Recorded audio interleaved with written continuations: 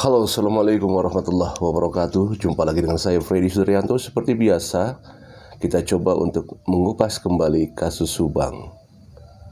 Lama saya tidak membahas kasus Subang, yaitu kasus pembunuhan ibu dan anak yang disimpan di mobil Alphard dan dalam keadaan tidak berbusana. Sangat keji dan sadis, dan jelas ini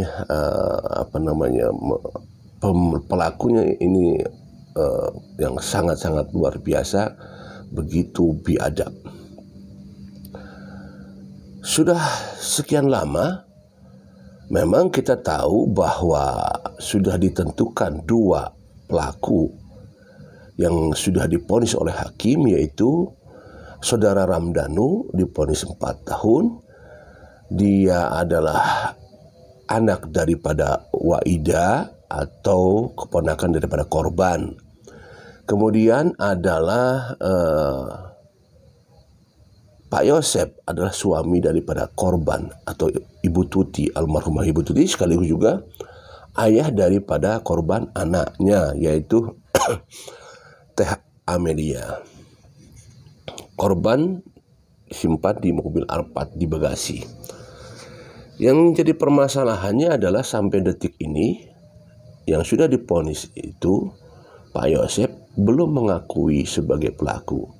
Sementara Saudara Ramdhanu dia mengakui sebagai pelaku dan menjadi justice kolaborator. Dan informasi itu yang didapat dari Saudara Ramdhanu, sehingga Ramdhanu menceritakan kronologisnya di dalam rekonstruksi dan disampaikan di fakta persidangan. Pak Yosep sebagai pelaku utama belum mengakui sebagai pelaku sampai detik ini.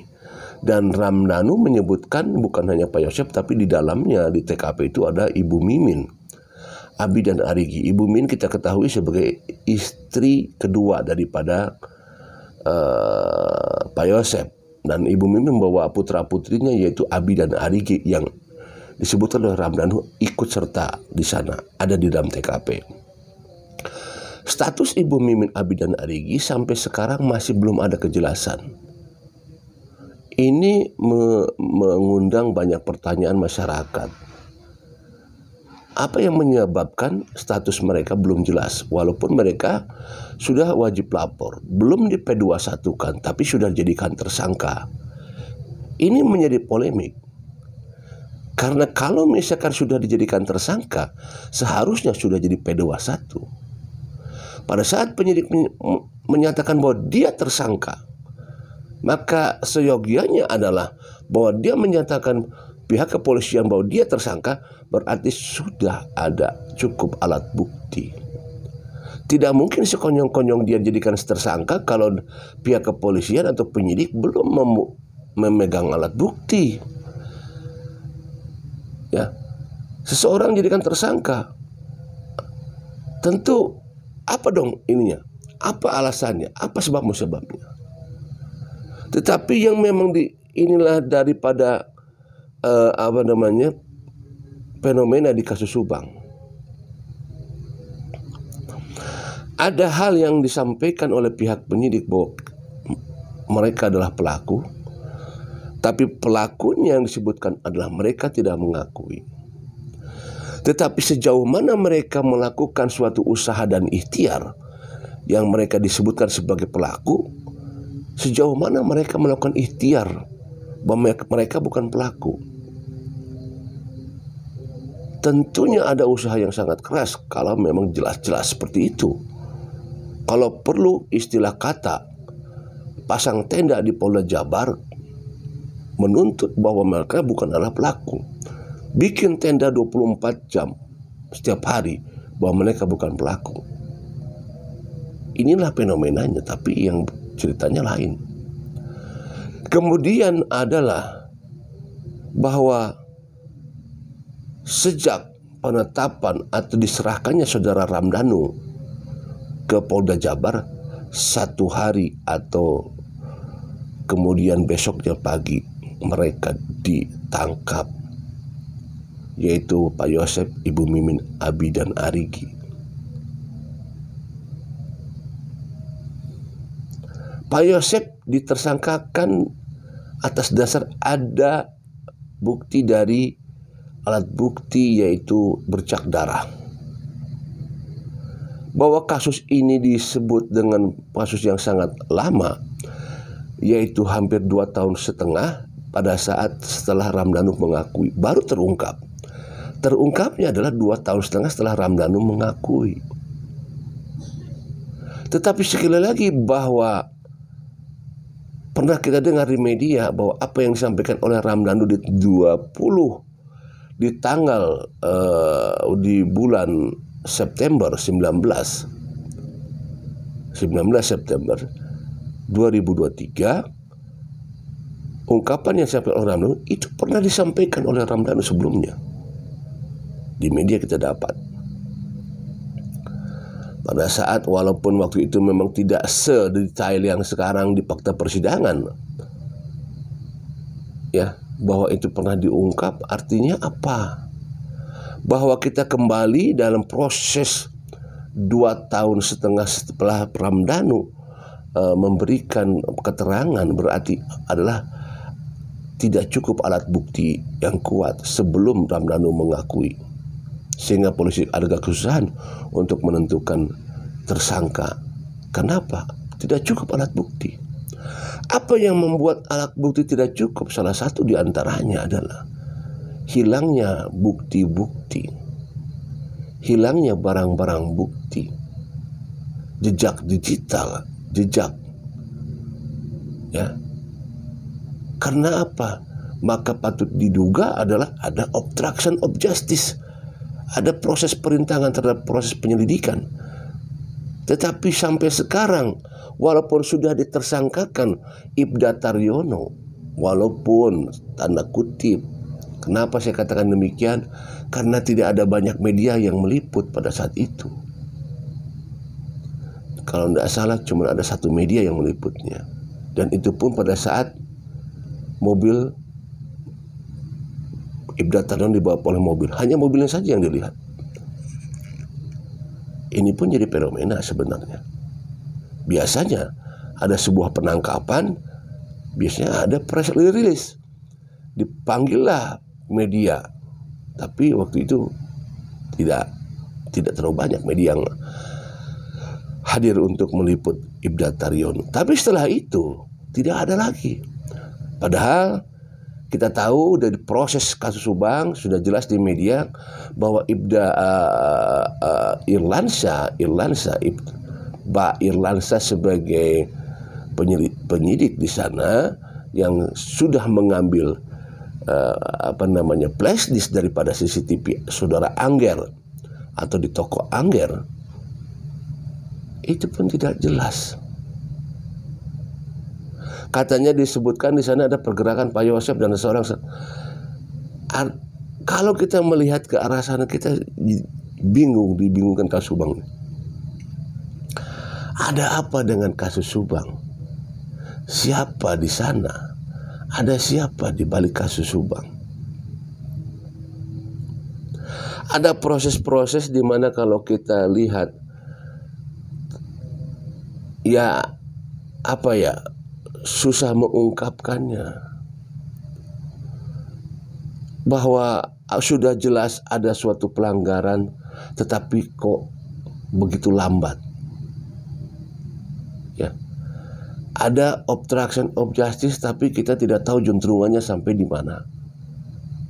Mereka sudah diperiksa, mereka sudah masuk ke ruang persidangan, tetapi ujungnya baru Ibda Taryono yang kita ketahui. Dan kita pun tidak tahu Ibda Taryono sekarang juntrungannya di mana.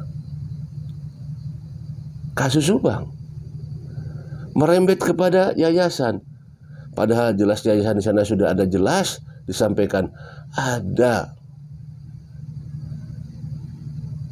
data fiktif. Walaupun ya, kalaupun misalkan diponis ya tidak akan panjang-panjang banget hukumannya, tetapi minimal ada kata-kata ponis, ditersangkakan, itu yang paling penting. Walaupun misalkan nanti ya kalau kasus-kasus kayak tipikor gitu kan kecil ya paling berapa tahun ya, Tapi kan minimal ada kata-kata tersangkanya dulu, vonis tersangka. Tapi sampai sekarang, padahal digadang-gadangkan bahwa katanya sudah sampai sidik, ya. Pak Deddy sekarang bagaimana dengan kuasa hukum yang baru? Tidak ada suara sama sekali sekarang. Ya, kemana ini? Inilah yang diinginkan oleh para pelaku.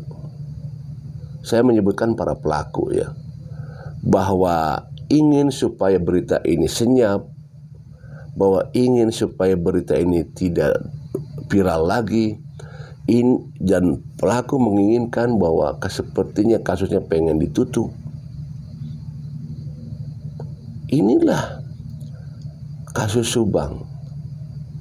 Pelaku, ya banyak pelaku itu. Ada eksekutor, ada pelaku utama, eksekutor, peran pembantu, ada dalangnya, ada peran penyerta, ada peran-peran lagi, peran-peran lagi, banyak peran-perannya. Ya tidak mungkin, ya tidak menutup kemungkinan ada peran-peran uang di sana. Ya bisa saja. Ya, inilah fenomena kasus Subang yang bikin kita akan melemah, akan putus asa mengikutinya. Padahal kita sudah tahu jelas di fakta persidangan bahwa kalau memang benar itu yang disampaikan di fakta persidangan, bahwa tidak ada yang meringankan pelaku. Ya, satu yang meringankannya karena dia belum pernah terindikasi hukum. Selebihnya memberatkan. 2 korban habis. Fakta persidangan begitu sadis. Tapi 20 tahun. What happened?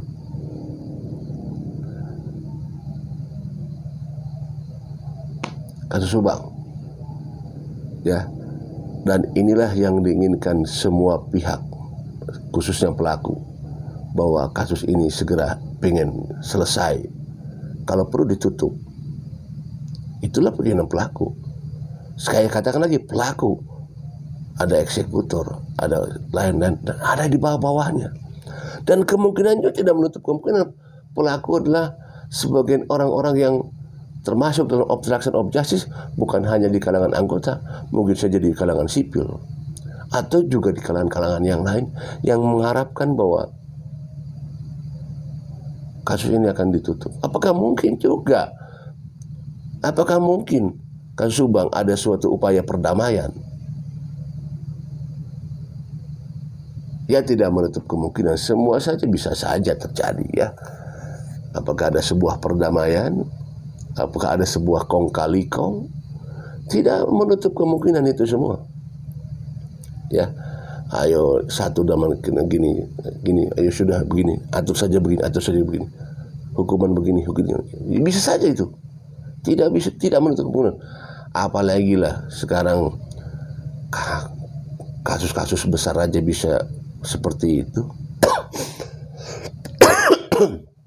Mohon maaf, ya. Kasus triliunan aja cuma 6,5 tahun. Ya. Ya, inilah hukum di Indonesia. Yang kadang kita juga miris, ya, bisa seperti itu. Tapi ya sekali lagi bahwa hanya satu yang kita harapkan adalah kita berharap hanya satu kepada yang di atas saja. Kita sudah lelah dengan banyak informasi-informasi yang tidak pernah valid. Kita sudah lelah dengan informasi-informasi yang tidak pernah kenyataan. Wah, akan ini, akan itu, akan ini. Bullshit semua. Ya. Kita hanya satu sekarang, percaya sama yang di atas. Udah, itu saja. Kita tunggu campur tangan Tuhan. Karena kalau kepada manusia, informasinya kadang-kadang banyak melesetnya. Cuma sekian persen yang benarnya. Assalamualaikum warahmatullahi wabarakatuh.